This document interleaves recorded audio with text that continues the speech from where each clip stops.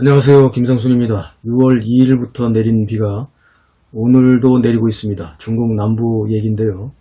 중국 남부에 내린 비가 사실 심상치가 않습니다. 6월 2일부터 오늘까지, 그리고 오늘이 9일이죠. 그리고 13일까지 계속해서 내린다고 합니다.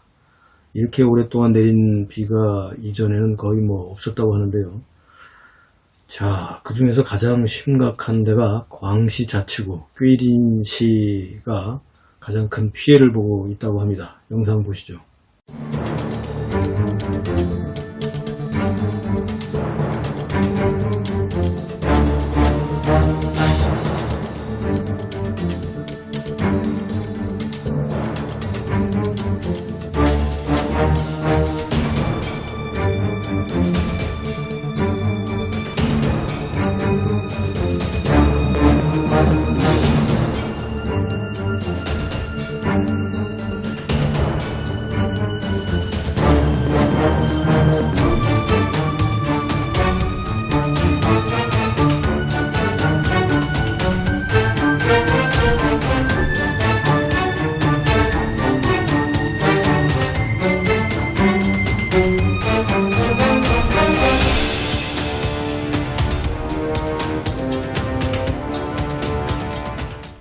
광시 장족자치구 주변에 있는 광동성과 후난성, 윈난성 등 중국 남부 일대가 6월 2일부터 어느 지역은 일주일째 폭우가 쏟아져서 인명과 재산 피해가 속출하고 있습니다. 주로 광시 자치구의 꾀린시에 집중된 폭우로 홍수가 났는데요.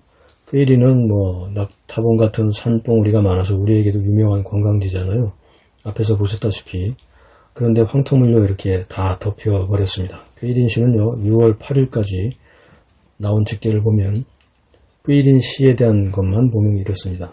총 63만 9,298명 수재민, 긴급대피 11만 9천여 명, 분산대피 11만 3천여 명, 집중대피 5만 7천여 명, 긴급구호 4만 8,858명, 구조위험에 처한 사람들이 아직도 1,091명이나 있고, 농작물 피해 면적이 3만 8,016헥타르, 수해 면적 13,356헥타르, 주택붕괴 101동에 183가구, 엄중 손실이 223동 346가구, 주택 경미 손실이 1415동에 2526가구, 직접적인 경제 손실이 약 17억 8033만위안, 우리 돈으로 3026억 5610만원 정도가 났다고 합니다. 이렇게 많은 피해가 났지만, 그러나 앞으로 13일까지, 지금 이 방송이 9일인데요. 13일까지 계속 비가 올 거라고 예상을 하고 있습니다. 꾀린시 지역은요, 최대 249mm까지 폭우가 내려갔었는데요. 문제는 지금 이 방송이 나가는 9일 이후에도 13일까지 이어지고, 지금 이 시간에도 엄청난 비가 오고 있다는 겁니다. 앞에서 말씀드린 피해가 지난 6월 2일부터 7일까지 6일간 집계된 내용을 8일날 발표한 건데요. 지금 저렇게 차가 막 떠내려가는 거 보십시오. 8일부터 13일까지 또 6일간 계속해서 내릴 비의 피해는 이보다 최소한 2배, 3배 이상 될 것으로 예상이 됩니다. 6월 9일 오늘 오전 8시를 기해서 광동성 중부, 광시 자치구 중북부, 윈난성 동남부, 후난성 동부와 남부, 후베이성 동남부, 장시성 대부분, 그리고 후젠성의 동부, 안회성의 남부, 허난성의 중부 등 모두 9개 지역의 성에 폭우 홍색 경보가 내렸습니다. 광동 북부 지역은 100에서 160mm까지 온다고 합니다. 나머지 지역은 최소 30에서 70mm로 예상을 하는데요. 중국 남부 지역은요, 폭우에 홍수 대란이 일어나고 있고, 그런데 또 반대로 중국 북부 지역은 폭염이 시작되었습니다. 중국 지린성, 랴오닝성, 내이몽구, 허베이성, 베이징, 티엔진, 산둥성 등의 지역은 37도에서 39도까지 기온이 올라갔습니다.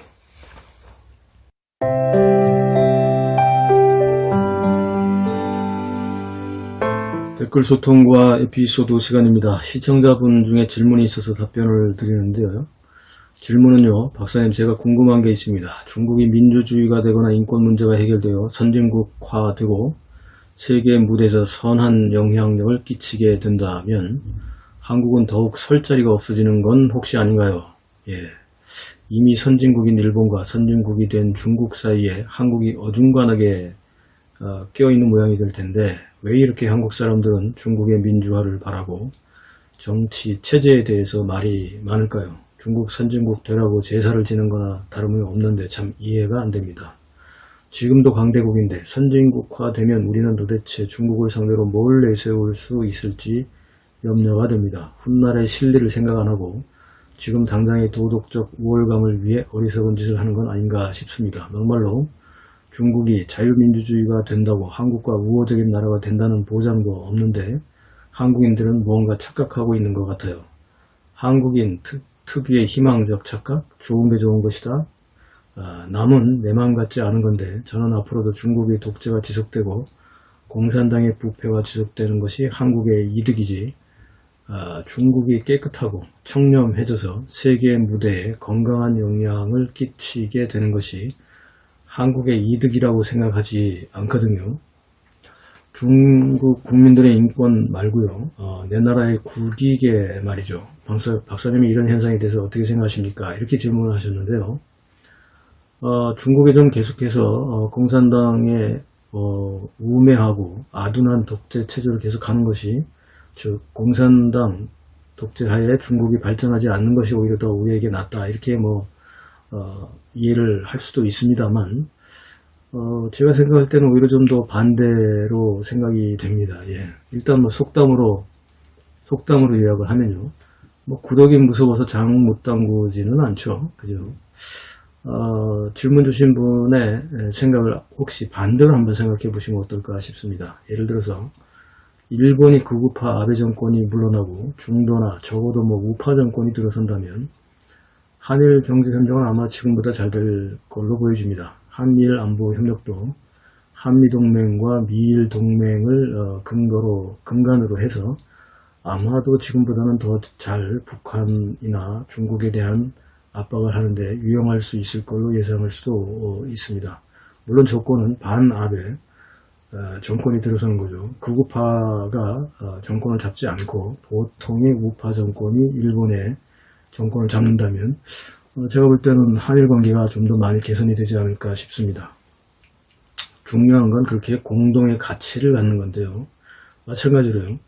중국이 만약에 중공이 무너지고 새로운 국가로 이를테면 타이완이나 홍콩의 사고나 인식을 가진 정부가 들어선다면 한중이나 한중일 시장이 상호 보완적으로 협력체계를 더 갖출 수가 있고요. 오히려 통합된 내수시장의 내수시장의 효과를 가질 수 있다고 봅니다. 시장경제는 통제가 아니라 자율성이 제공되는 것이고 서로 경쟁력 있는 제품들이 소비자들이 선택하기 때문인데요. 지금처럼 중공이 보조금으로 밀어주는 시장과는 완전히 달라지죠. 그러면 우리의 기업들도 오히려 더 경쟁력이 높아질 걸로 예상할 수도 있습니다. 중국이 만약 자유민주주의 국가가 된다면 이는 타이완이나 홍콩의 경제적 역할이 몇 수십 배 이상 커지는 걸로 보여지고 우리와의 협력 효과도 더 커질 걸로 저는 생각이 됩니다. 한국인들이 착각하는 것이 아니라 물론 그런 건 있어요. 한국인들이 도덕적이고 이런 부분, 정치적이고 이런 부분에 더 민감하게 생각하시는 경향이 있죠. 그런데 그렇다고 해서 한국인들이 중국의 민주화가 우리에게 불리하다 이렇게 생각하지는 않은 것 같습니다. 착각이 아니라 시장경제의 자연스러운 생존 경쟁과 자연스러운 흐름을 보면 민주화된 중국이 한국과 어떤 관계가 될 것인지는 적어도 제 생각에는 적어도 한일 관계보다는 덜 경색될 것 같고 사드 문제와 같은 안보 문제에 있어서도 이런 문제들이 불필요한 갈등으로 단숨에 사라질 수 있을 것으로도 예측을 할 수 있습니다. 왜냐하면 한중은 한일 관계처럼 공동의 가치를 만약에 갖는다면 이런 전제 조건이 있는데 민주화된 중국과 한국은 공동의 가치를 나눌 수가 있고 공동의 시장 협력을 통해서 더 큰 시장을 갈 수 있기 때문이죠.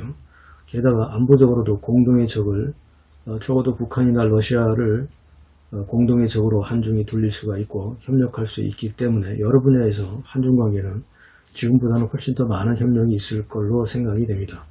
한국과 타이완, 한국과 홍콩 관계를 더 생각해 보면 될 것 같아요. 게다가 한중이 한일 관계에 있어서보다도 좀 더 탄력이 붙을 수 있을 거라고 생각이 됩니다. 이 모든 건 당연히 대한민국의 국익 차원에서 제가 말씀드리는 거고, 이미 제 채널 아시다시피 제 채널이 추구하는 것이 중국의 민주화보다는 중국의 민주화가 우리 국익에 어떤 도움이 될지를 우리가 생각하자. 중국에게 더 이상 눈치 보지 말고 중국을 이용할 수 있는 그런 방안을 함께 고민하자. 그런 채널 아니겠습니까? 그렇게 이해를 하셨기 때문에 이런 질문을 하신 걸로 저도 이해가 됩니다. 시청자 여러분들께서는 어떻게 생각하십니까? 중국의 민주화가 우리에게 도움이 될까요? 아니면 해가 될까요? 댓글로 소통하시죠. 다음 방송에 뵙겠습니다. 감사합니다.